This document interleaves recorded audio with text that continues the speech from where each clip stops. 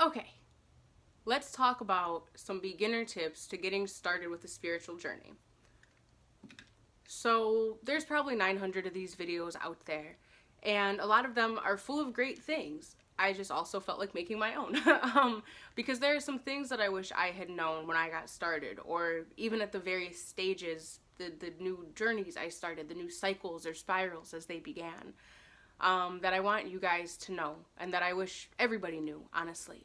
So, thing number one, when you get started on a spiritual journey, get to know yourself. This journey isn't about the external, it's actually about the internal. And while the external is a reflection, it can show you a lot of things. It can't actually make you, it can't build you, it can't tell you who you are. So, throughout your journey, making sure to check in with you and what's being reflected to you is going to be very important.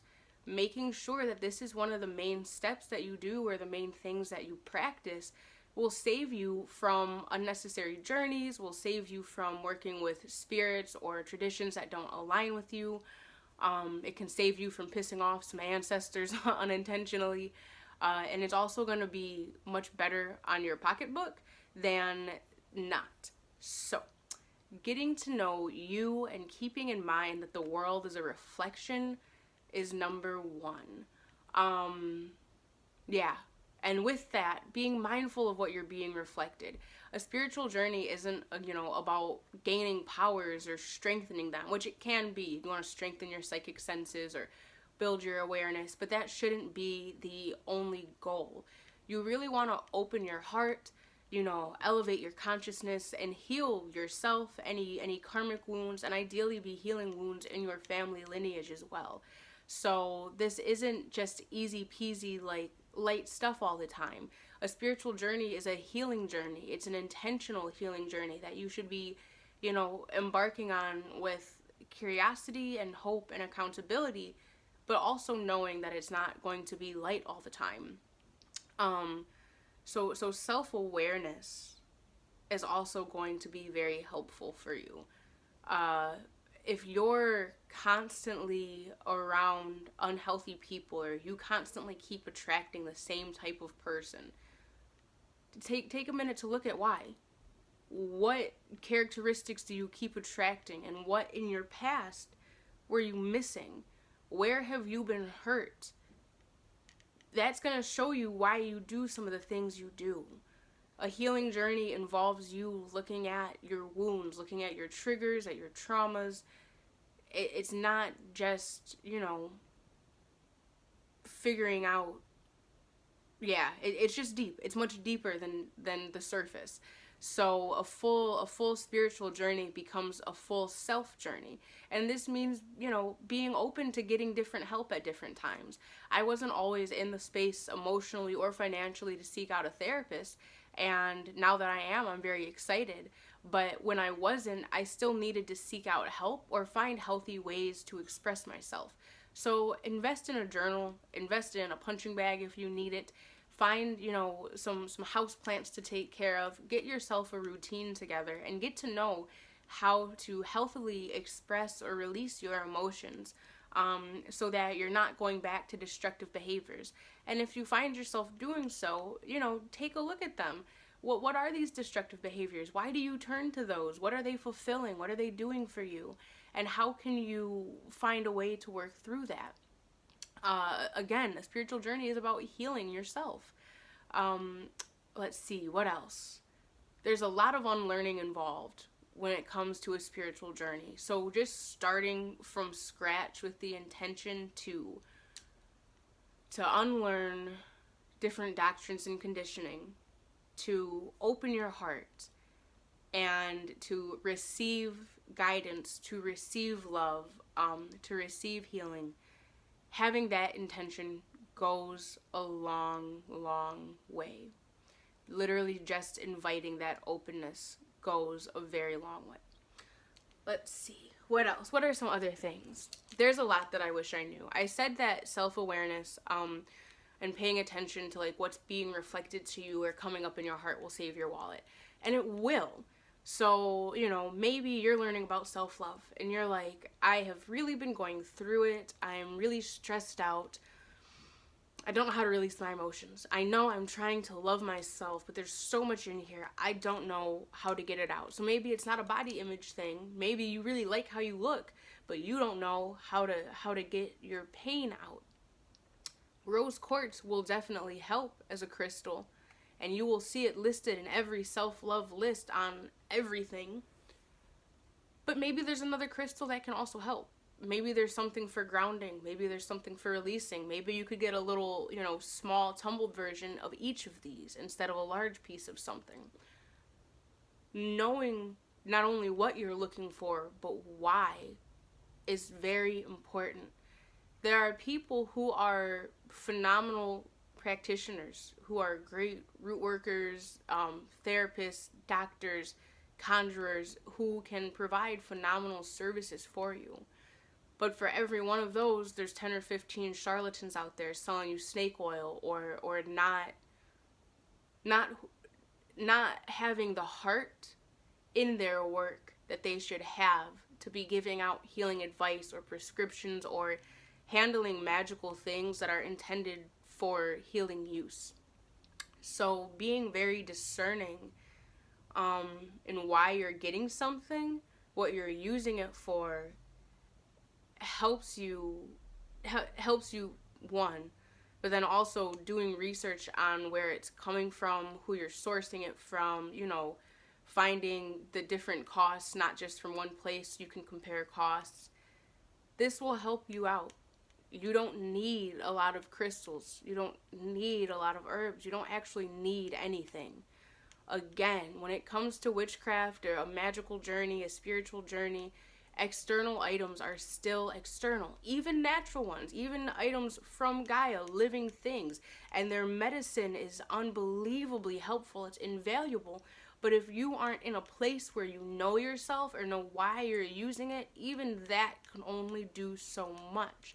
But getting to know you, your consciousness, your heart, putting strength in your voice, trusting yourself, trusting your work, that's the foundation. That's the foundation.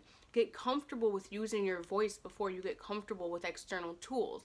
Get comfortable writing things out and creating your own before you get comfortable using other people's recipes, because you want to be relying on your relationship with the divine, your relationship with yourself, your interests, and then allowing other things to come in as they bring support or they add something beautiful to your journey. But nothing should be defining the journey for you.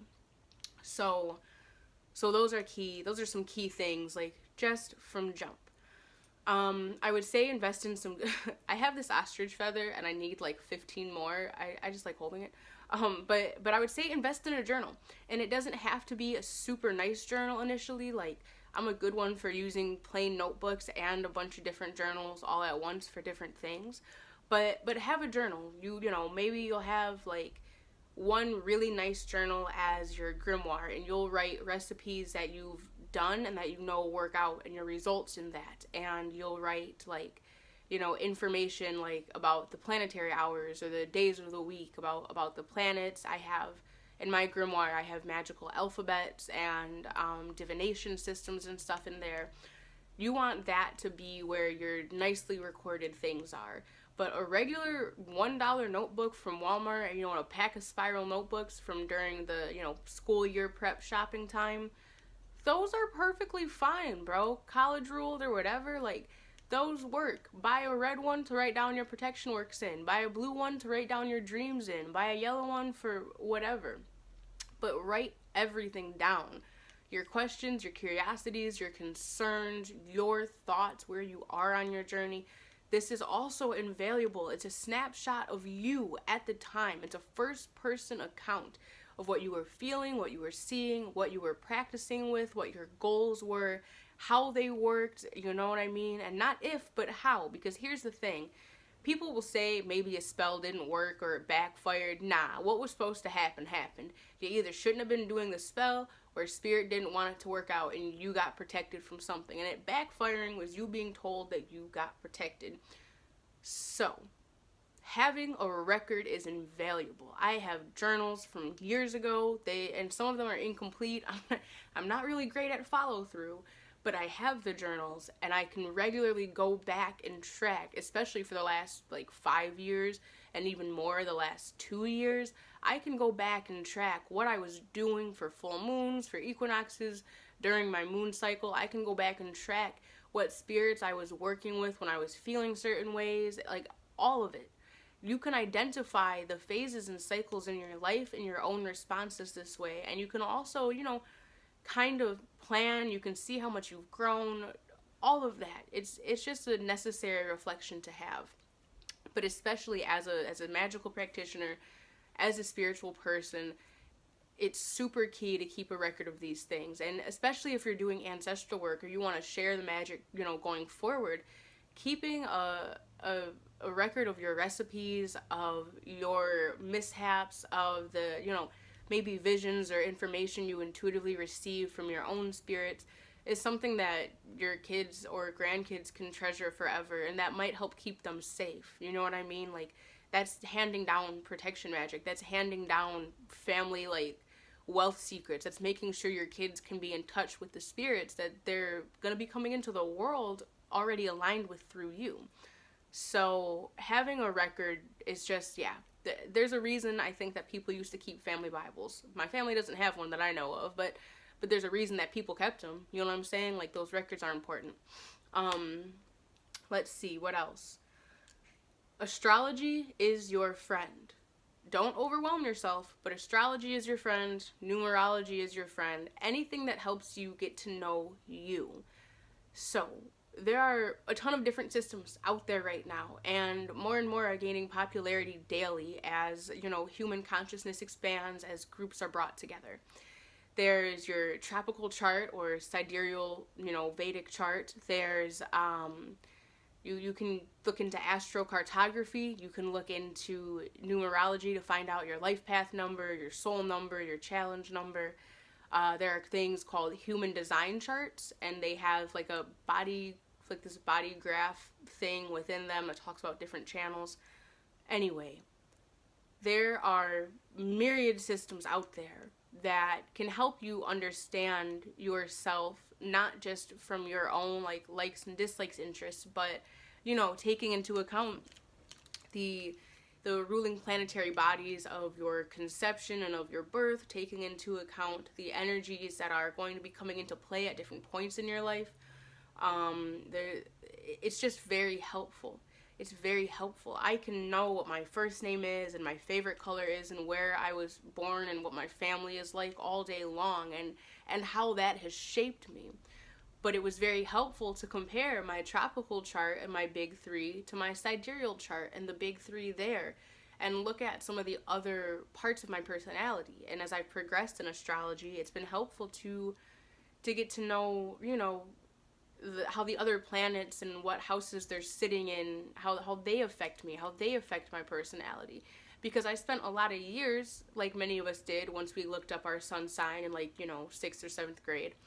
I spent many years focused on that Aries sun without realizing a Pisces stellium or a sidereal Pisces sun and aqua moon. The math starts to math when you look at more bits of information. There's never one piece that should be the end-all be-all. There's no one guru for you but you. Just you. You have teachers, but they should also be students. Nobody has the whole answer. So no chart, no system, no tradition has every answer for you. Even within a tradition, your relationship with the divine is still important. It's still your relationship. And if you don't come to that sincerely, then nothing else can come to you fully or wholly. So, things to keep in mind. Do shadow work early. Again, don't stress yourself out too much. Don't overwhelm yourself. Don't put yourself in unsafe mental, emotional positions, but do shadow work early or regularly. Practice awareness regularly, because it will shift your understanding of the world. It will shift your perspective. You know what I mean? When you work to uncover yourself, you begin to understand other people's motivations. You start to take things less personally and just be in the moment. And that is so effective. Like, the things I'm talking about isn't even spell work, because really just getting to know you, being healthy and grounded, and being aware of your baseline, where your like emotions are and your mind is at the time, is so powerful that spell work is secondary, and it should be, in my opinion.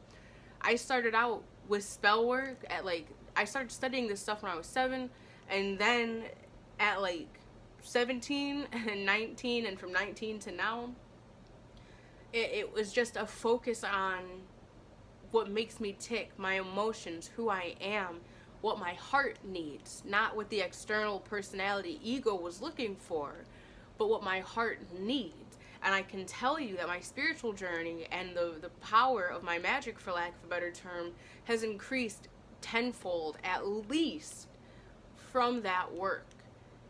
It's just imperative to keep your heart center, not your ego, and be working from that space. So, that said, I'm going to do a couple quick little things on spell work really fast. White candles. White everything. White is the color of purity, and like, you know, that's from pre-colonization. We're not adding racism in here. Like, yes, decolonize and decondition all of your practices, but the white being purity is from before that. So you can see I have this like cream colored scarf on. I need more white scarves. I have white for my altar cloth back here. I'm burning white candles, this nice lovely white feather. I want to reflect all vibrations, all frequencies, so that negativity is not coming near me, not around my crown, not around my table. In this case, this one is this is a temporary altar I set up for the spirit chat section. My full altar is elsewhere, but I keep white tablecloth on that.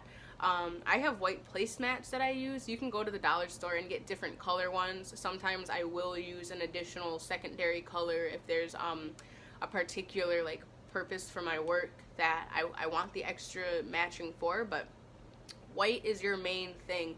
It's clean, it's easy, and spirits really like it. So white. Cover your head, cover your altar. Do so with white. Keep the energy clean. Keep the space energetically pure, okay? That is an easy multi-purpose color. You can use white candles for freaking everything. If that's all you can afford, if that's all you can get your hands on, don't worry about it.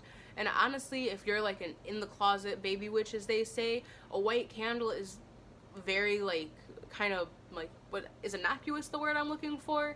It's very easy peasy. It's plain. Like, nobody should be upset about a white candle. So white candles, you can buy a simple candle holder. You can have tea lights. Pray over them. Cleanse and pray over all of your materials. I usually cleanse my candles with Florida water or Kananga water. You can buy those, but I have to say, because my ancestors have been putting it in my ear, again, make things also. Part of this journey is learning how to make things. It's great to buy them if that's all you have available. If you don't have the space or the tools or the money, at the know-how, the confidence to make something, you can start out buying it. But as you progress, learn to make your own things. So Florida water and Kananga water are both floral waters.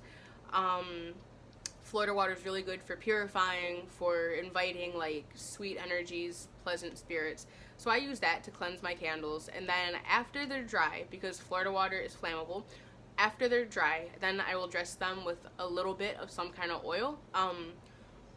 Pardon me, I learned years ago, like, you start in the center and dress up, and then from the center back down. But I stopped doing that and stopped caring about it, to be honest. If it matters to you, stick with what matters to you. But now I just rub it all around or roll it in my hands. So yeah, you could do something very simple like that. This is easy beginner. If you want to dress your candle in herbs, don't go crazy. Don't use a lot. You don't want to light shit on fire. Like, I like to roll it up to a certain point on the candle and not have it completely covered usually. I use taper candles a lot. I just like them. It's a good burn time for my attention span for praying over something. But again, you do what's up to you. Tea lights are inexpensive, they have a fairly quick burn time, and I think that they work really well. And because they're small and burn kind of quick, you can use those for spells that you're trying to do quick things with. Fire in and of itself is quickening, it heats, it's purifying, it's giving life. If you want to add some herbs or whatever, you could maybe put like a drop of road opener oil on that tea light, like a small drop, and a sprinkle of cayenne pepper or coffee grounds or something. And those are quickening things, and they will be just fine on a plain white candle, okay? So plain white, it's just useful. Candles, tablecloths, all cloths, it's good. Clear quartz. Quartz is your friend. Quartz is safe to put in water, at least up to a certain temperature, I think. But it's safe to put in water. It's safe to bury in the dirt. You can put it in salt. It is multi-purpose. It's an amplifier. So any other thing that you're working with, quartz will amplify it. I love carrying it. I love holding it. To me, it feels very cooling and healing. Quartz is honestly usually inexpensive as well, and clear quartz, in my experience, can be used in pretty much any spell. So just like that white candle, clear quartz is going to be your friend. This is another one of those wallet savers. You don't need to buy 500 stones for a beginner kit. I see a lot of people spending money on beginner kits that have like a whole set of chakra stones and these herbs, and it's like, sis, you need to focus on one or the other. Are you doing chakras? Are you doing crystals? Are you doing herbs? Because you're going to overwhelm yourself. If you want to do all three, pick a root chakra and then crystals and herbs that go with it. Like, give yourself a collection that's aligned to study, but not 3 different subjects that are expansive. So get the clear quartz. I got some. Those are just little pieces like that, and like you can set them on top of tarot decks or whatever, and they're awesome. Rosemary is one of those herbs that's good like for everything. It's really good for love work, for protection, for psychic work. You can put it in tea. You can put it in all kinds of pasta sauces. You can burn it as an incense. So rosemary is really good in a lot of workings. I encourage you, of course, to do your own research, but it's just an herb that I would recommend to everybody. It's a pretty hardy plant. I love it for cleansing and for purification. Like, I love it as an incense. I can't get enough of it. And it goes really well with pine and with juniper in my experience.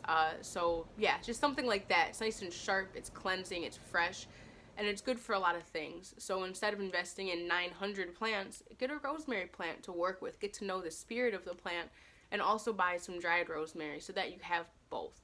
But taking time to get to know the essence of something as opposed to having a crowd of things is really helpful, and in the end it will serve you very well. I've studied a lot of different things in what is comparatively a short life, and the more I come back to just being patient and to taking time, which is not something you could have told me a long time ago, the more I come back to that, the better success I have, the more joy I have, and the calmer and more supported I feel while doing it. And so that's what you want when you're on a journey like this. It's not a race. There's nobody to compare against. There's no one right, perfect way to do anything. It's just for you. It's for you. So make sure it's always a gift for you. Even if it's not always pleasant, if there's pain in the unfolding, it's all for you. So, anyway, we have our white candles, our white cloths, our quartz, our rosemary. What else is there? Frankincense and myrrh, like I said. Temple herbs are good to have. Frankincense, myrrh, a lot of people love camphor, which I haven't really worked with yet, but is on my list. Those are phenomenal. Sandalwood will make your house and space feel like a full-on temple. And then, like, crafting a personal oil is fun. Even if you just pick like one thing, even if you just buy some like rose perfume oil, getting one thing and working with it and seeing how that makes you feel, because there's nothing more like magically uplifting than having some lotions and potions and, you know, new goodies for yourself along the way. Give yourself those gifts along the way. Do what's fun. Do what ignites your passions. Pay attention to what makes you feel and what makes you feel sensual, and that's, you know, not always sexual, but that's your senses, taste and touch and smell.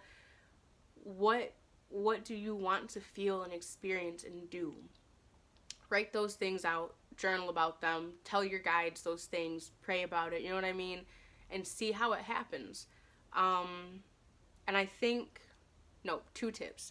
Second to last tip, and you're getting ready to start a spiritual journey, there's all kinds of divination. Tarot cards are phenomenal.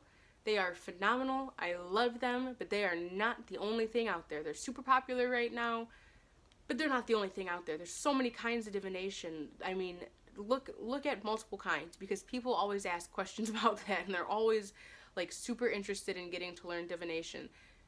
Learn different kinds. Look at sticks after they fall, after a storm. What do you see? Look at the clouds, look at the stars. Try water scrying. Try oracle cards, try runes, so many different things. So just a note on that. There's more than tarot out there for divination. If you feel like you have intuitive gifts and, you know, maybe you're at a point that you would prefer tools, you don't feel comfortable just off the dome doing it, look at more than just tarot and see where you land. Pay attention to how in your body and your mind you receive these intuitive things. That way you're not getting discouraged because one modality is not working for you. Along that vein of tarot, you can pick out your own first deck. A lot of people still feel like they have to have a deck gifted because that's kind of an old myth. I'll be honest, off the top of my head, I don't remember where that myth has originated, but I know that my first deck, and one of the ones that served me the best, was a Ghosts and Spirits Tarot. I bought it for $10, and I bought it myself. My subsequent decks, some have been gifted, some have been purchased, and really purchasing them myself always works best for me. In this way, you can pick out the imagery, you can get a feel for, you know, the story being told in the deck. Yeah, you can really decide what kind of experience you want. It doesn't mean that you have to refuse gifted decks, but it's just expanding your options. There are various deck publishers and designers and creators out there, and if you're just getting started, I recommend something, not necessarily the Rider-Waite, but maybe even with similar imagery, just something with pretty classic imagery, I guess.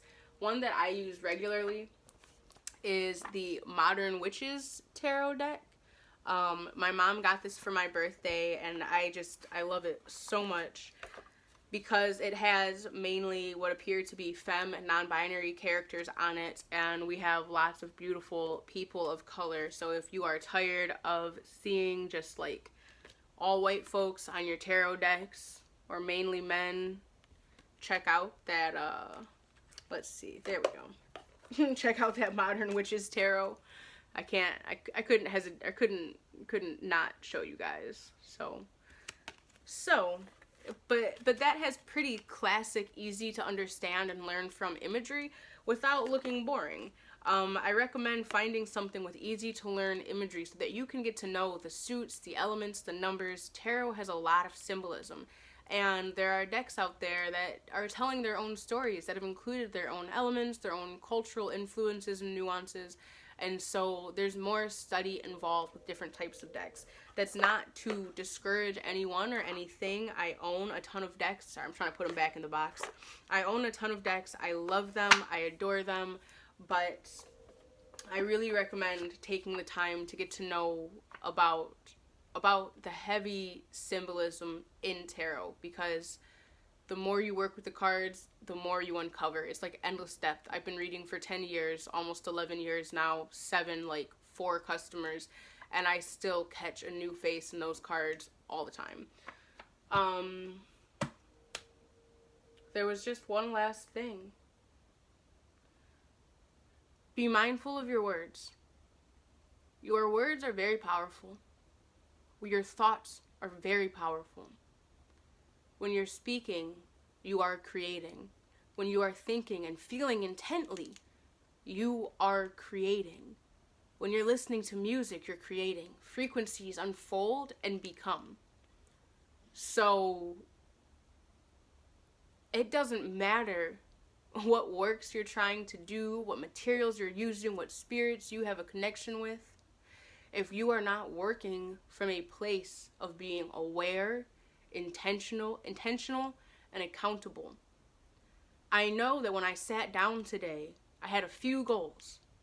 To share knowledge, to film a video, an initial video before this one, about spirit work and protection, but to share knowledge, to get a message across, to equip somebody with some things that they might need for their own path. That was my intention. So I made sure that I was clearly in a mental and emotional space to be focused on that, to be confident in what I'm saying, to be speaking from my own experience, and to be filling the message with like genuine love, but very much with the desire to be supportive to somebody else on their journey. And so my work is going to be effective because of that. It doesn't matter what oils I dress myself with or what other things are in the space.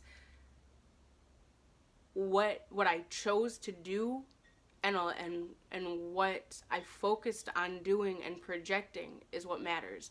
So yeah, even when you say something so funny like you're dead, it killed you, motherfucker, you inviting death to come a lot quicker. I like being on good terms with death, but I don't want to meet them in the flesh any sooner than I'm supposed to. I really try to not say like I'm bored, I'm tired, I don't have enough for this, my body hurts.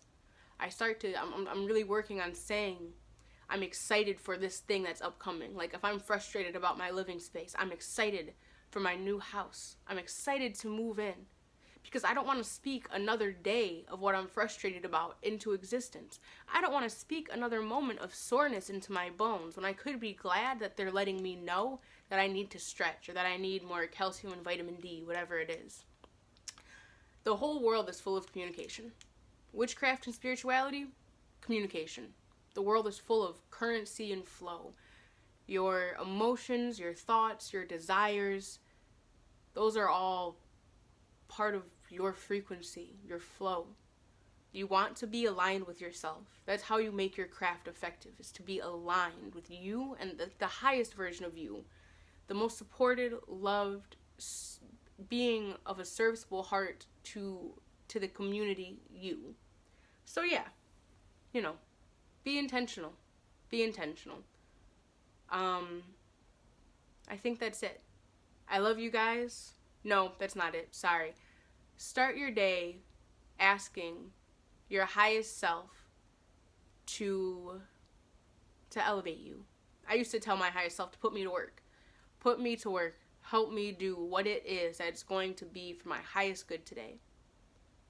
You design your own thing. But start a morning routine. A little journal, a little prayer, a little intention. Speak some life into yourself. And that's it. There it is.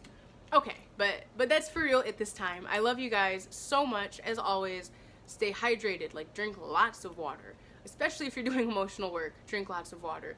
Check your perspective. Practice that self-awareness. Remember that, the world is being reflected and it's happening for you, not to you. I know that, easier said than done, but if you practice it, it really sticks. It becomes a helpful habit.